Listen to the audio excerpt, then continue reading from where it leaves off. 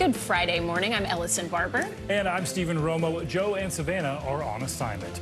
Right now on Morning News Now, Beijing to Moscow, some breaking news overnight. China's President Xi Jinping set to embark on his first trip to Russia since the war in Ukraine started. This morning, geopolitical tensions between three world superpowers approaching a boiling point in the wake of the release of this contentious video showing the downing of that U.S. military drone over the Black Sea earlier this week. What President Xi's meeting could mean for U.S.-China relations and the war in Ukraine at large. To the rescue, a banking backstop to skirt potential economic disaster.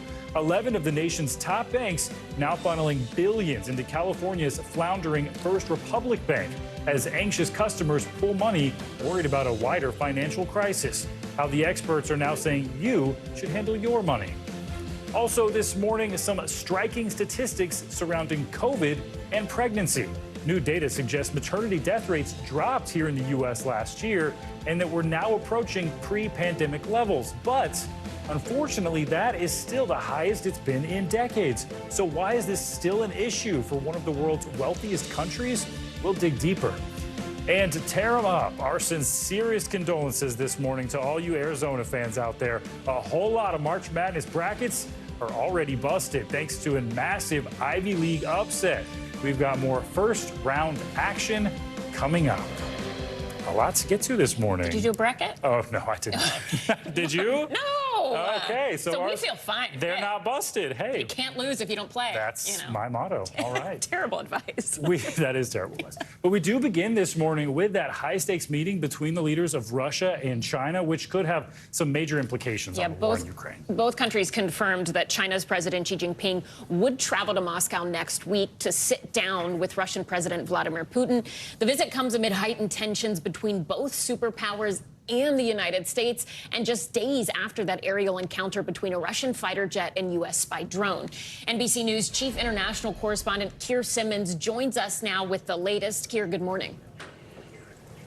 Hey, Ellison, good morning to you. A defiant message from Russia this morning. In the past few hours, the Russian defense minister presenting the pilots of those fighter jets that targeted that U.S. drone with awards, telling them that they prevented the drone from entering Russia's military area. The U.S. says the drone was in international airspace, of course, and that major diplomatic announcement. China's leader will be President Putin's guest in Russia next week. Overnight, China and Russia confirming that President Xi Jinping will visit Russia next week, his first since the Ukraine invasion began. Both leaders will hold talks that could have major implications for the war and the United States' relationship with China. The Chinese Foreign Ministry saying this morning Xi's trip is one for friendship and further, deeper mutual trust, adding that China's proposition on Ukraine boils down to one phrase, which is to promote peace talks. But China's attempt to portray itself as a peace broker has been met with skepticism from U.S. officials who have pushed Xi to also meet with Ukraine. We have long been encouraging President Xi to talk to President Zelensky. We think it's really important for the Chinese to get the Ukrainian perspective here and not just Mr. Putin's. The United States has also been sounding the alarm and warning China against providing military aid to Russia in the war, which will be top of mind for American officials during this high-stakes meeting. It comes after that new 43 seconds of video making headlines around the world. Evidence, the Pentagon says, of Russia's recent aggression in the air that shows two Su-27 fighter jets targeting a U.S. drone. And now the Russians attempting to recover the $32 million MQ-9 Reaper from the Black Sea. The Russians have already reached the area where the drone crashed, according to 4 U.S. sources. The Pentagon saying it took steps to ensure the Russians won't obtain any useful information, the U.S. attempting to wipe any sensitive data. The video has been edited for length by the Pentagon, but the U.S. military says it shows events in sequential order and demonstrates Russian claims that the plane never hit the drone are wrong. Russia's inaccurate information, false information, obfuscation, grasping at straws, changing narratives also speaks for itself. Now, guys, President Putin will view this as a diplomatic victory, inevitably. For China's leader, it is more of a tightrope. He will try to show unequivocal support for Russia and show Europe, with so many economic ties to China, that he wants peace. But, and it's a big but, his recent peace plan didn't specifically call on Russia to withdraw. If President Xi finally talks to President Zelensky in the coming weeks, the message will be clear. Russia must return to international borders. Guys? All right, Keir Simmons, thank you so much for that. Well, some good news this morning for troubled First Republic Bank. 11 major U.S. banks are coming to its rescue, pledging $30 billion in deposits. It's the latest bank to face a crisis of confidence from investors and customers alike. NBC News business and data reporter Brian Chung has the latest. Hey there, that move helped a free-falling stock market rebound yesterday. Over the weekend, the government stepped in to save customers at Silicon Valley Bank and Signature Bank, guaranteeing they will not lose their money. Now, after another bank showed signs of distress this week, a helping hand was extended again. Only this time, it came from its competitors. Just days after two banks suddenly collapsed, signs of cracks emerged at San Francisco-based First Republic. The bank was bleeding funds as worried customers rushed to pull their money out. But in an unprecedented move, 11 of the nation's largest banks decided to pump funds in, saying the $30 billion rescue plan, quote, reflects their confidence in First Republic and in banks of all sizes. Earlier, the Treasury Secretary Janet Yellen delivering a clear message on Capitol Hill. The country's banking system is sound. Americans can feel confident that their deposits will be there when they need them. A source familiar with the matter telling NBC News Yellen was behind the move to shore up First Republic, pitching the idea to JP Morgan Chase CEO Jamie Dimon, who rallied the other banks. Stock markets, which have been on a roller coaster ride all week, stabilized Thursday after the announcement. First Republic customers like restaurant owner and chef David Nayfeld say they're able to breathe a sigh of relief. I don't think anybody ever wants to hear about any bank having trouble. In addition to business accounts at the bank, Nayfeld says he has his personal savings account and a mortgage at First Republic, too. He did not pull his money from the bank, hoping First Republic could figure it out. If you want the business to be around, you need to be a patron of the business. Former Federal Deposit Insurance Corporation Chair Sheila Bair says Americans should remember that FDIC insurance covers up to $250,000 per depositor at most banks. Her message, don't worry. If depositors rush into a bank and want all their money out at once, they will force an otherwise healthy bank to close. And for those with stock portfolios or 401ks trying to make sense of all the ups and downs, experts advise staying the course, but check to make sure you're not too heavily invested in one stock or a specific type of stock. Back to you. All right, Brian, thank you. More now on your weekend weather. Starting off with some flooding hitting the Arizona area. Let's bring back meteorologist Bill Cairns for that and more. Bill, good morning. Yeah, good morning once again. On the St. Patrick's Day, this is the same storm system that brought all the rainfall to California, but it also left its mark in Arizona. So we had a combination of two things going on. We had the heavy rain, and we also had some snowmelt, and that added up to some flooding, some significant flooding. This is north of Phoenix, up around Sedona. And the worst of the flooding, was around these neighborhoods, and the water surrounded these areas. So that was here's some of the pictures of it. And you can see that RV there just, swallowed up too. A bunch of RVs in that park right there. So, yeah, Sedona, you'll be drying out, and thankfully so. Looks like a lot of mud to clean up too in the wake of that flooding. So let's get into this forecast, and let's talk about what has happened over the last couple of months. We know California's been hit. We've seen the amazing pictures of all the snow. Well, the reservoirs at the beginning of November, 30%, 24%. It's amazing how much rain has headed through all of California. The reservoirs are now at 70 to 80% capacity. When we started November, the drought in California, 100% of the state was in drought, and this bright red color here was exceptional drought. I mean, we were talking mega drought. We were talking people ripping up the grass in their front yards because we don't have enough water. And then in the last 3 months, it's just hasn't stopped raining. And now we have a moderate drought and only 36%, exceptional in 0. The drought's almost gone in California. It's incredible. So let's bring it back to the East Coast. And this is going to be the last day of the warm. It's going to stay nice and mild for the the parade in New York today. Savannah looks good too. But in Chicago, 35 degrees, windy conditions too. Not exactly a pleasant forecast to be hanging outside. And then tomorrow, only 28 degrees. One last blast of winter, and this will make it to the East Coast by the time it gets to Sunday. So here's your weekend forecast. Saturday, we'll call it chilly. If you're near any of the Great Lakes, you will get some lake effect snow showers. Apologies about that. We will see some isolated storms in Jacksonville. And then as we head towards Sunday, that's when the cold air comes in here to the northeast. We got the New York City Half Marathon going on. It's going to be a little chilly for all the runners and spectators alike. In areas of the south, sunny and cool. And unfortunately, more rain and snow coming into California. This does not, guys, look like to be, you probably heard that big buzzword, atmospheric river with the last couple storms. This looks to be just kind of your regular storm. But, for anyone that's had flooding, they probably want a break. Yeah, sounds like it. Yeah. For sure. All right, Bill Cairns, thank you so much. Well, March Madness is well underway with more first-round matchups set to tip off today. And this morning, college hoops fans are still recovering from day one's excitement and a major upset that has already busted your bracket, most likely. That's my guess. NBC News correspondent Kaylee Hartung joins us now. Kaylee, good morning to you. So let's go over the major upsets from yesterday. How did the underdogs pull that off? Yeah, so it took just about 5 hours of play into March Madness for all these brackets to be busted. Let's start with the biggest stunner. Princeton upsetting number 2 seed Arizona. Arizona had the lead until just 2 minutes left in the game.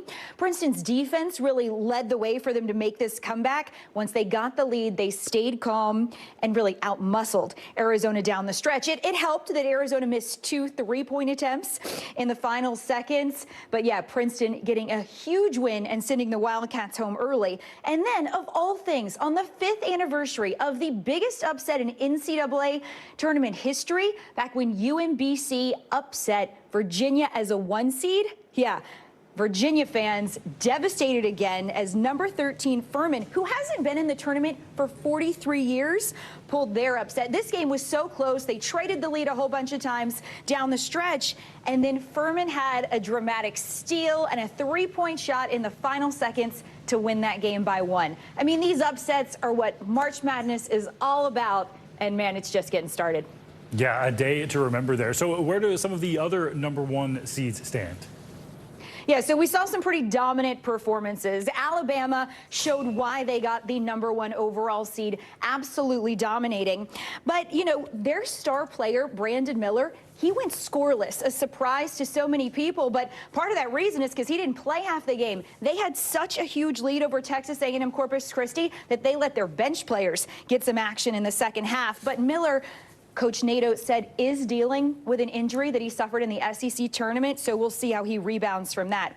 Houston, though, they had a bit of a scare themselves. Another injury to talk about there. They had a much closer than expected win over Northern Kentucky. Their leading scorer, Marcus Sasser, he also re-aggravated an injury from his conference tournament. He played just 14 minutes in that game. He said, though, after it that he definitely thinks he has an opportunity to play on Saturday when they face Auburn. And then Kansas had a convincing win over Howard, but they did it without their head coach, Bill Self. He spent a couple of days in the hospital last week, had some stents put in after some tightness in his chest, but we hope that we will see him back on the court with Kansas when they resume play. Yeah, that'll be exciting to see. So what are we looking for today, Kaylee? Yeah, so today, 16 more games. If yesterday wasn't enough fun for you, more fun ahead today. There's always a 12 seed upset when they're playing the 5 seed. It happens every year. You just got to pick the right one. I mean, if your bracket's not already busted, hey, maybe this could be a good, exciting turn for you. But some experts are predicting that it could be number 12 seed Drake over 5 seed Miami. Keep a look for that. But also, action is tipping off in the women's NCAA tournament not long from now. South Carolina, the hands-down favorite to repeat as national champs. They are riding a 38-game win streak as they head into the tournament. So look for the Gamecocks to continue to dominate and roll right through it. And Kaylee, I wanted to ask you, you mentioned Kansas and Howard University. I understand there was a surprise visitor after the game. What can you tell us about that? Yeah, absolutely. Vice President Kamala Harris, a very proud Howard alum, just happened to be in Des Moines, the site of Howard's game yesterday, for a speaking engagement. So she could not miss the opportunity to see them in action and to lift them up after a tough loss. Take a listen. made all us Bisons so proud. You hustled out there, you are smart, you are disciplined, you put everything you had into the game. And you know, that's what it's about, right?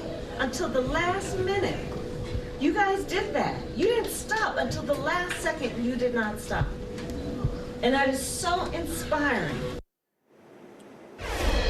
And you know, it's usually the national champions who get an invitation to come to the White House. Well, Kamala Harris, they're telling the Howard team that they're welcome at the White House anytime, Stephen. And she brought a taste of the White House to them. All right, Kaylee, thanks so much. And coming up on this hour of Morning News Now, an alleged international crime ring targeting San Diego's Asian and elderly population. The social media pictures that led to the FBI and Romanian police to make several new arrests. Stephen has that story next. Plus, a breathtaking look inside the painstakingly beautiful restoration of the Notre Dame Cathedral, nearly 4 years after that tragic fire. We'll have more. Stick around.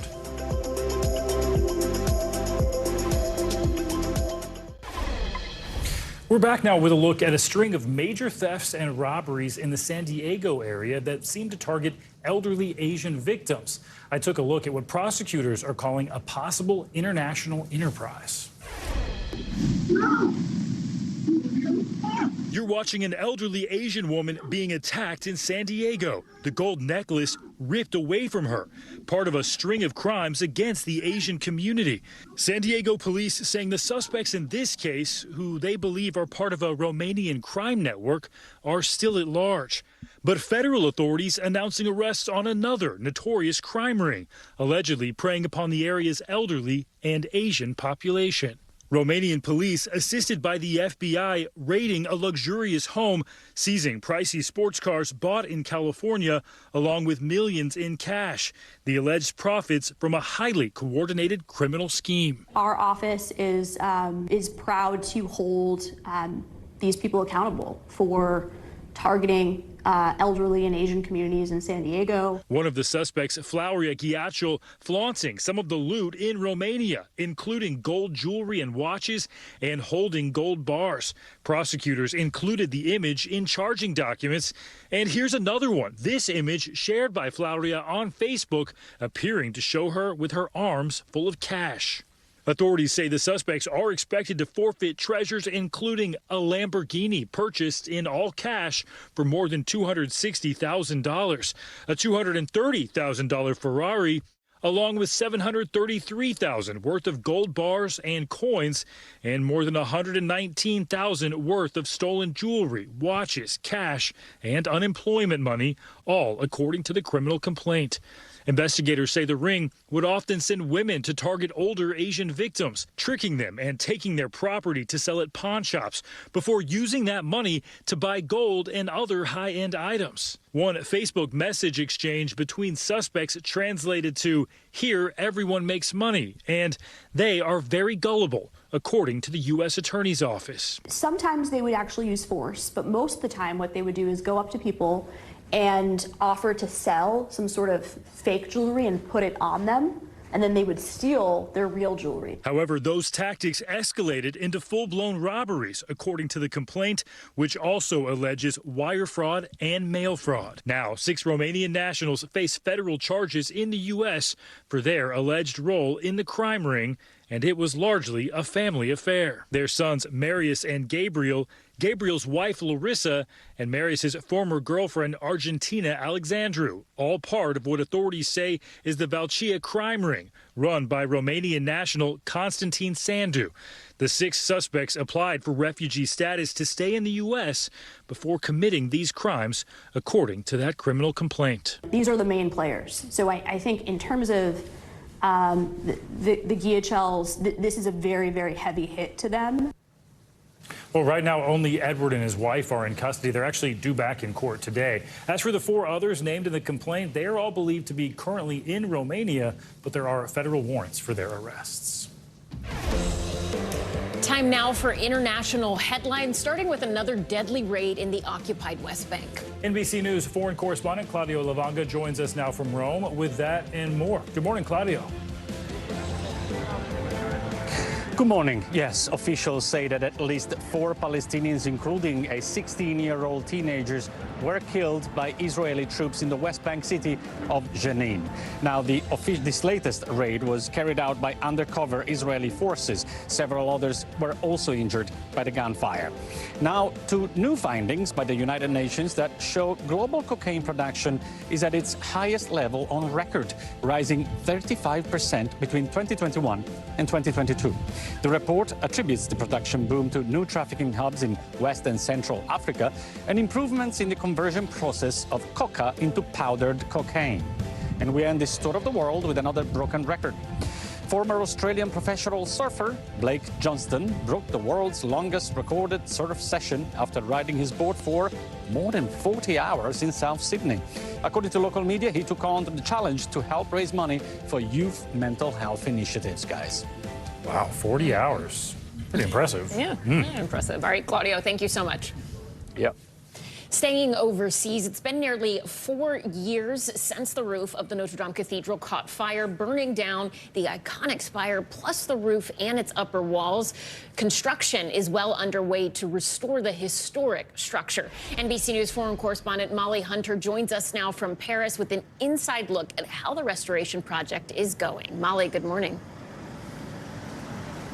Allison, good morning to you, and Stephen, good morning to you as well. You can see Notre Dame just behind me, the restoration absolutely well underway, but we got invited to a workshop in the northeast of the country where carpenters are using ancient methods to actually build the wooden spire. We also saw the first layer of that spire. There will be 4 layers total actually constructed in front of us. Take a look.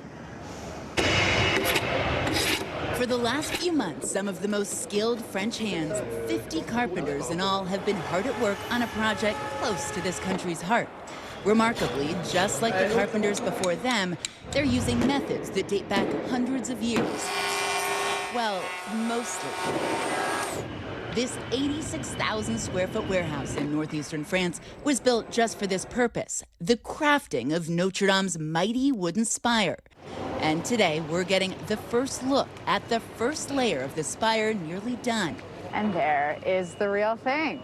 27-year-old carpenter Paul Poulet shows us which parts he's had a hand in. The purple pieces on the plan. Okay. The base layer, known as the trestle, measures 65 feet by 65 feet, almost 20 feet tall. It will bear the weight of the next 3 layers. Now we're watching them guide this huge piece of wood on top of the trestle. The biggest pieces of wood in this bottom layer weigh 2 tons. The entire trestle is 80 tons. 2,500 pieces of wood in total, 110 as part of the base, and today, the assembly to make sure it all fits. Is it exciting to see it actually come together? Yeah, it's quite satisfying. Satisfying. It's a type of job that we won't be able to do again in our professional life, so it's we're proud to be here, and that's really cool. I mean, this kind of job never comes around. No, never. It's unique. And while Paul doesn't call it patriotism, the architect, the team, the craftsmanship, even the trees are all homegrown. We're in the lumber yard outside of the workshop. The entire spire, of course, is made of wood. All of it is French oak from more than 1,000 trees from across the country. The project, last time we visited, ambitiously planned to open up exactly 5 years after the 2019 fire sent the spire crashing down. Now delayed until the end of 2024. At the helm, French General Georges Alain. We will finish the spire, almost finished in December of this year. You will see again in the sky of Paris this spire. Is there pride today, then? We are pride, and above all, I say, we are on schedule. We are on good track. On a good track. You heard it from the General Ellison. So what happens now? That first layer has been assembled outside this workshop in northeastern France. It is now taken apart piece by piece, put on trucks and brought to Paris. And our friend Paul, the carpenter you just met in that piece, along with 14 other carpenters, will come here to Notre Dame, actually assemble it. They say that base layer will be done by April 15th. And you heard it from the General. The whole spire should be standing above Notre Dame by the end of the year. Ellison? The whole thing, Stephen, is set to reopen 2024. And hey, Molly, before we let you go, we heard a rumor. But it's your birthday. Happy birthday. Happy birthday from all of us here. We hope there's some French wine in your future. Some green beverages. Or Hopefully something. they have some yes. over there. Happy birthday, friend. I know. I'm in the city for it. Thanks, Allison. Thanks, Stephen. Right. Thanks, Molly Hunter. We appreciate it. Well, back here in the U.S., aerial skiers from around the globe, they came together for the World Championships. And among those athletes, Ukrainians displaced due to the ongoing war, unable to actually train in their home country. Instead, they prepared for the competition alongside Team USA. NBC News nightly anchor Lester Holt has their inspiring story. For Ukraine's aerial skiing team, moves like this feel like freedom. All your feelings disappear. The athletes flip, twist, and fly, landing gravity-defying tricks in one of winter's most awe-inspiring sports. Last February, Alexander Abramenko won his second Olympic medal. Days later, Russia invaded his country. I forgot about my silver medal immediately after war starts. Unable to ski in Ukraine, What's up, brother? Hi, how you doing? Park City, Utah became their temporary home, training alongside the U.S. team. Just knowing how meaningful being able to continue to compete and represent their country is to them, any way that we can help is, it's uplifting for our team as well. The Ukrainian skiers have done their best to settle in, training, relaxing, and enjoying American food. My favorite one is Panda Express. But home can feel far. Yulia принесла. Abramenko's wife and children live in Kyiv. He FaceTimes them twice a day. His son loves cars. He asked me to bring a new one from United States. Out on the slopes, the team is fueled by an unwavering pride for their country. This is our battlefield. This is our job. For us, no. Especially we represent our country. Hopeful one day their country will see peace. We are counting days until we will come back home. We have just one home, and this is Ukraine. Our thanks to Lester Holt for that report. The Ukrainian national team won a bronze medal in the final of the Freestyle Skiing World Cup, the country's first ever medal in that event. Coming up, a Florida feud is brewing between the Ron DeSantis administration and a well-known Miami hotel, and a drag queen Christmas show is at the center of it all. Plus, some new data this morning on COVID and pregnancy here in the U.S. Maternity deaths are returning to pre-COVID levels, but there's still some work to be done. You're watching Morning News Now.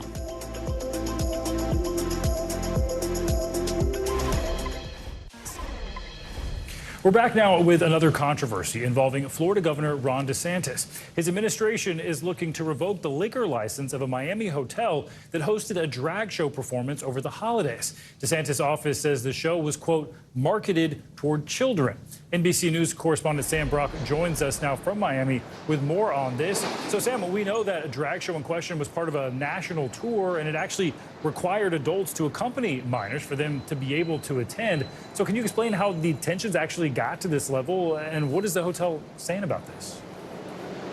Yeah, how have we gotten here? It's a great question, Stephen. Good morning, because it feels like this conversation has been going on for a long time, but really, it's been a slow build over the last year or so, centered here in Florida, and actions that the DeSantis administration took last July against a business in the Wynwood district of Miami called Our House. He said that there were agents from the Florida Business and Department of Professional Regulations tied to alcohol and tobacco, but they sent agents to a restaurant in Wynwood where they observed a young child holding the hand of a drag performer who was dressed, according to DeSantis, in lingerie. He said that this was a corruption of public morals and an outrage of decency here in Florida. So that's where it started. Fast forward now to where we are today. You see the Hyatt Regency there on your screen.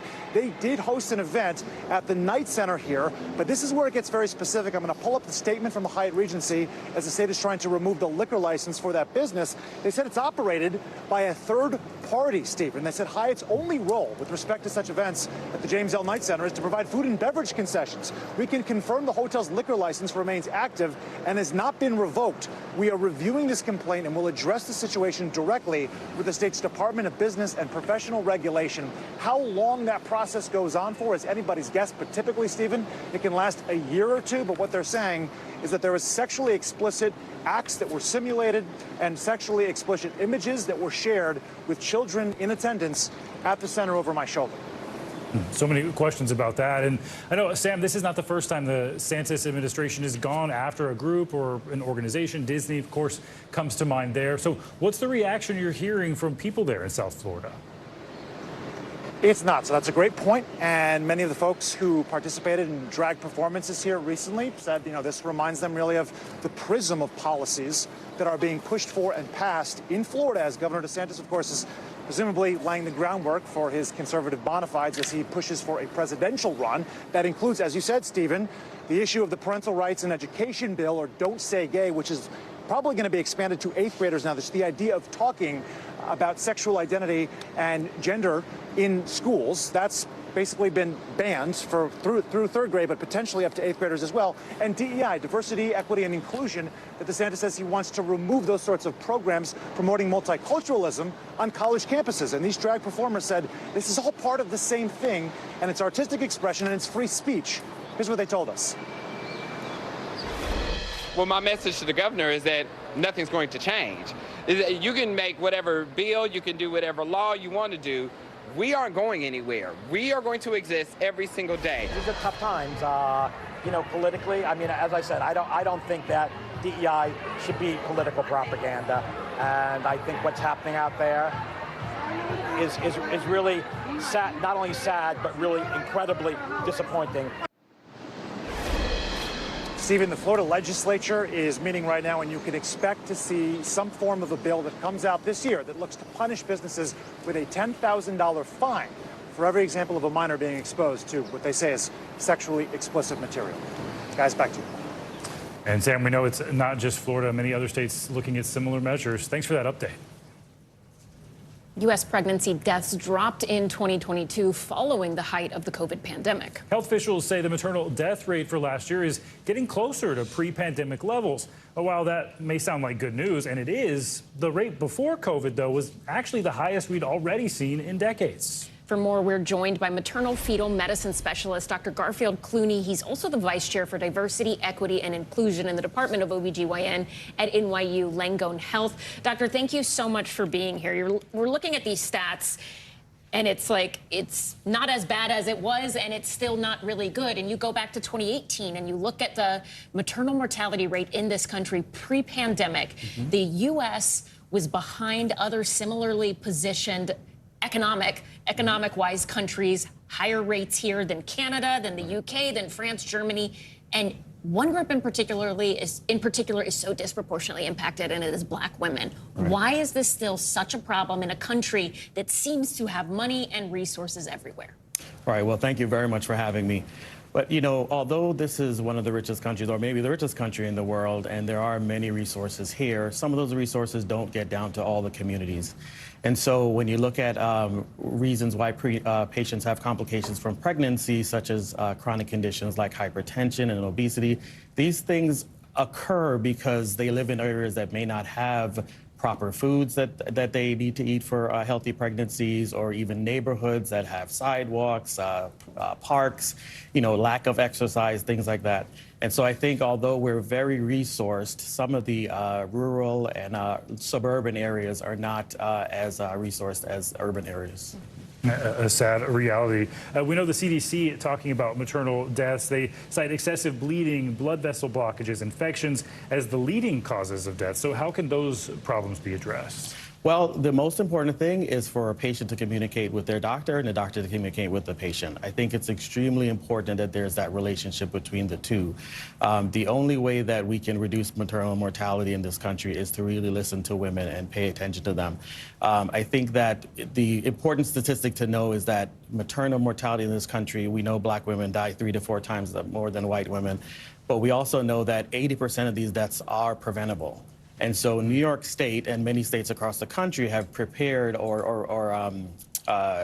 have these maternal mortality review boards that look at every maternal death. And the reason for that is not being punitive, but it's really to look and see where are the deficits, where are the areas that we need to further resource. Because as you can imagine, in New York City, we have great medical centers and big, that have lots of things for patients. But in certain areas, rural areas and outside the city may not be so resourced. And so those mortality review boards, rather, they look and see where the resources are needed, because that's what's going to help us reduce maternal mortality in this country.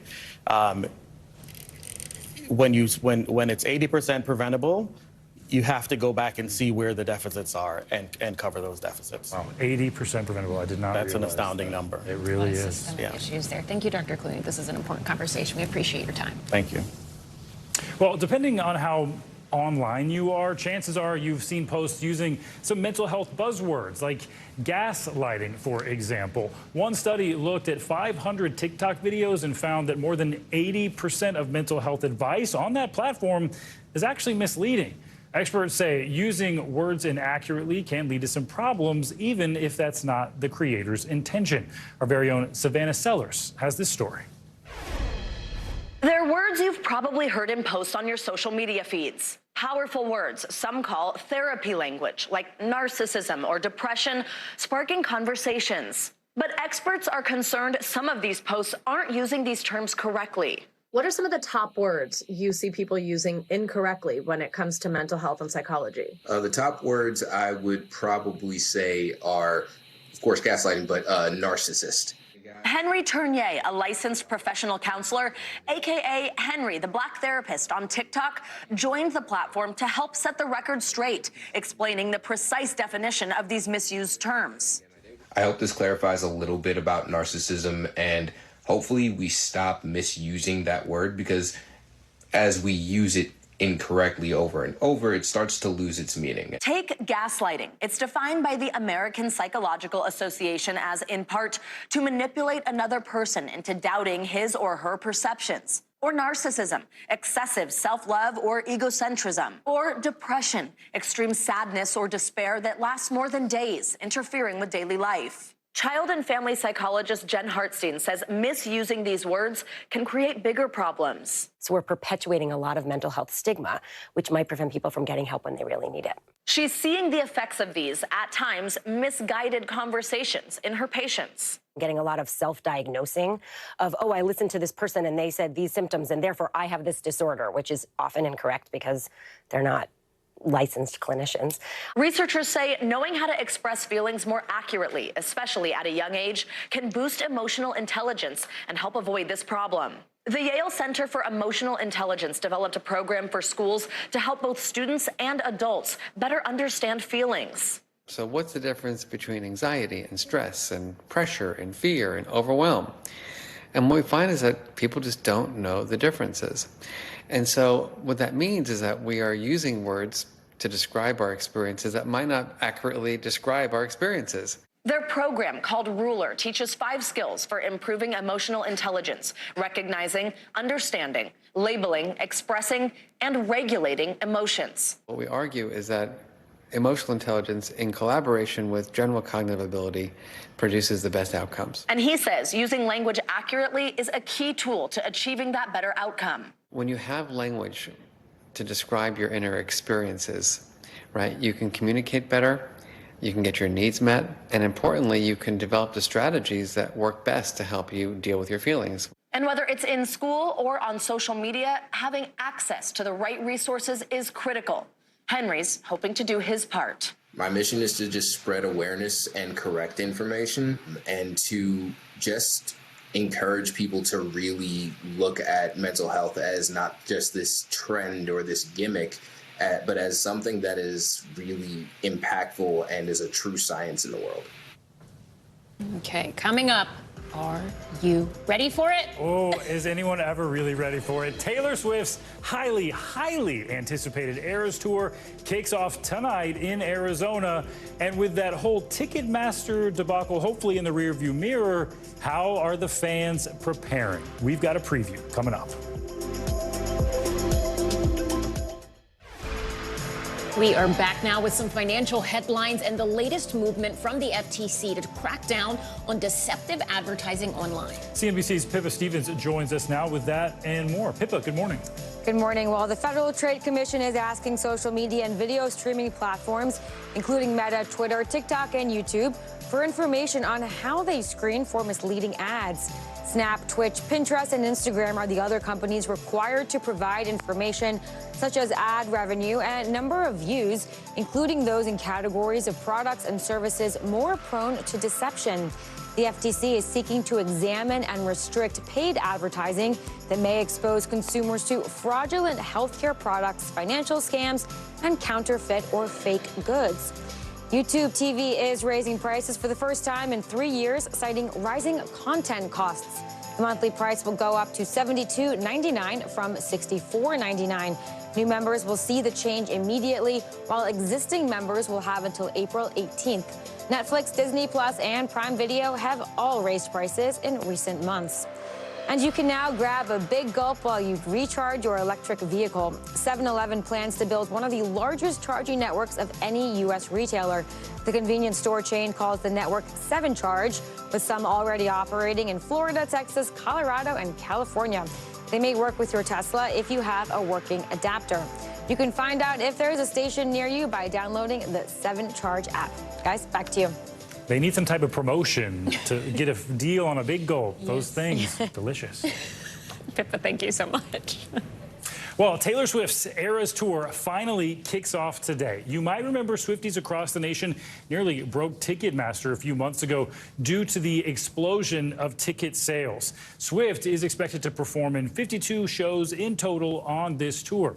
Emily Aketa joins us now from Glendale, Arizona, where Taylor is just hours away from hitting that stage. Emily, you can almost feel the excitement from here. Yeah, absolutely. Stephen, I'm going to have to correct you here for a moment. I'm actually not in Glendale. I'm in Swift City. Officials here actually changed the name of the city today and tomorrow in honor of the megastar's kickoff to her major tour. As if we already didn't know all too well that Taylor Swift is one of the most influential artists of this era.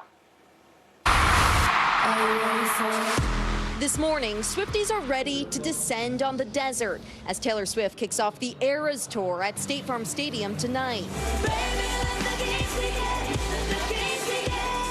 Overnight, Swift treated fans with a midnight debut of 4 unreleased songs. While details of the highly anticipated concert have stayed under wraps, on Thursday, Swift shared the first clean look at her return to the stage, sporting nails inspired by her albums and posting a crystallized guitar decorated by her parents. The show will mark Swift's long-awaited return to touring after a 5-year hiatus. And Taylor's top fans are having trouble calming down. What is it like to actually get to see the open to her tour? Crazy. Yeah, she's literally been counting down the days, the minutes, the hours. Officials with the city of Glendale say tourism for Swift's back-to-back shows this weekend is on track to rival that of the Super Bowl. Even local businesses are getting swept up in the Swift sensation, including one restaurant that's mixing up Taylor-themed cocktails. We have Where's the Scarf, Jake, which is my personal favorite. It all comes after that Ticketmaster meltdown left many furious fans in hours-long online queues and without tickets, which the company blames in part on unprecedented demand and cyber attacks. I just really wanted to see Taylor. Despite the debacle, eager Swifties seem ready to shake off the bad blood. I'm so excited to see her perform and see what she does with all 10 eras. Like, off the charts. Like, more excited than I have probably been for anything else in my entire life. The performance promises to showcase Swift's many musical eras from her past and present. Those lucky enough to get their hands on tickets are ready to show up in style. On TikTok, the hashtag Eras Tour outfit has more than 33 million views as devotees dress up as the star and her lyrics. While there has been no official word on runtime or a set list, Swift is known to bring out fellow artists during her shows. What I'm battling in this day and age is that every person in the audience probably know what costumes I'm going to wear. They could know the set list. So I decided to start inviting special guests out. But no matter what she has planned, Swifties say no one can put on a show like Taylor Swift. I promise that you'll never find another like me. Okay, so is there a way you can still get your hands on a ticket? This is something I personally have been watching closely since I didn't get one in the pre-sale. Ticket reseller StubHub reports that the average cost of a ticket has dropped by about 35% since the first week of sale. So you want to make sure you continue to refresh those secondary sites if you're in the hunt for a ticket. Guys, here's to hoping that you and I have some enchanted luck and I'll find a way inside to the opening of her tour. All right, Emily, I hope you get a ticket. Wow, I thought you'd have one by now. You got the Swift City shirt and everything. Thanks so much. Yeah, for that. I'm here to support, and at least I'll get to listen outside, so. That's true. Yes, don't miss that. All right, appreciate it. Coming up, if it is Friday, you know we've got the latest and greatest and can't miss content for your St. Patrick's Day weekend. Including the return of the one and only Ted Lasso. Your can't miss list coming up right after this.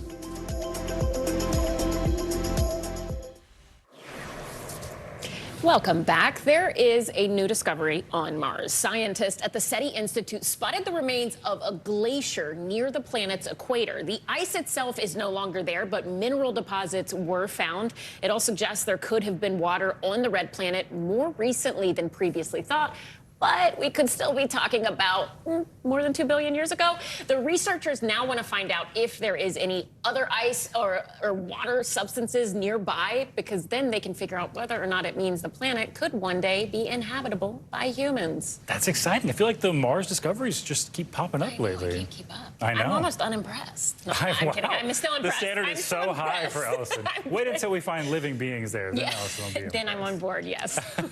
Well, this weekend has officially arrived. I'm calling it officially already. That means it is time for our weekly can't miss list. Yeah, whether you are looking to go out and catch a movie or stream something on the couch, there's plenty of new options. For more on this, let's bring in Nigel Smith. He's senior news editor for movies at People magazine. Nigel, good morning to you. Thank you for being here. Tell us, box office weekend. What are you watching? What should we go see? Well, we have another big blockbuster on our hands. Of course, it's a superhero film. This isn't a Marvel one. It's a DC film. And if you like Shazam 1, you're probably going to like Shazam 2. It's called Shazam! Fury of the Gods. And we have Zachary Levi back as the superhero. Who's a teenager, and then his alter ego is this Zachary Levi-looking guy.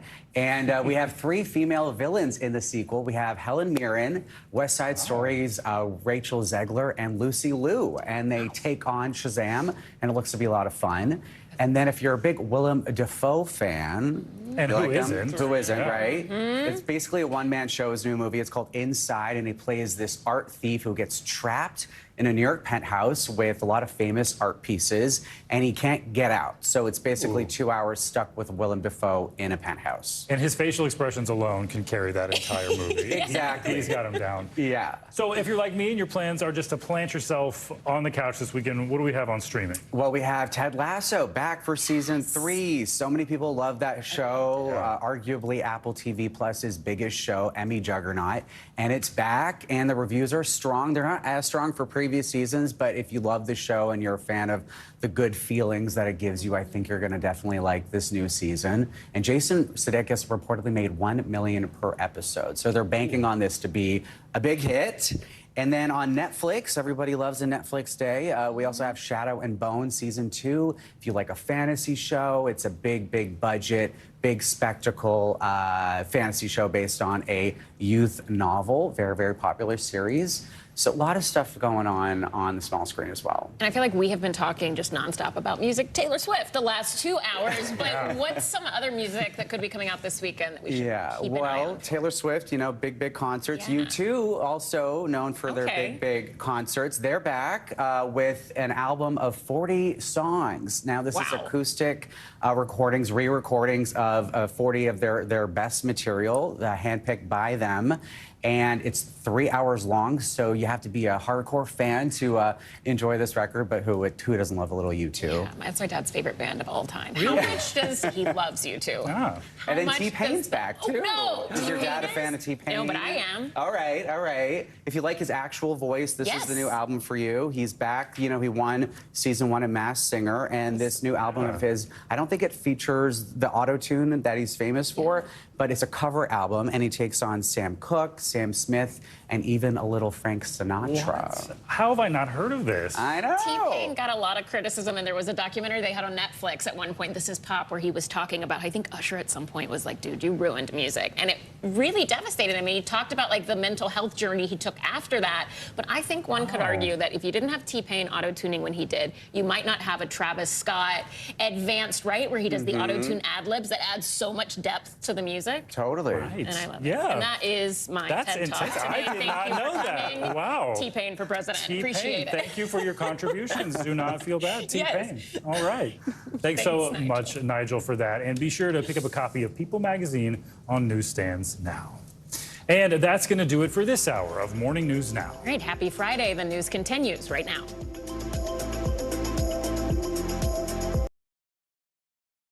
Thanks for watching our YouTube channel. Follow today's top stories and breaking news by downloading the NBC News app.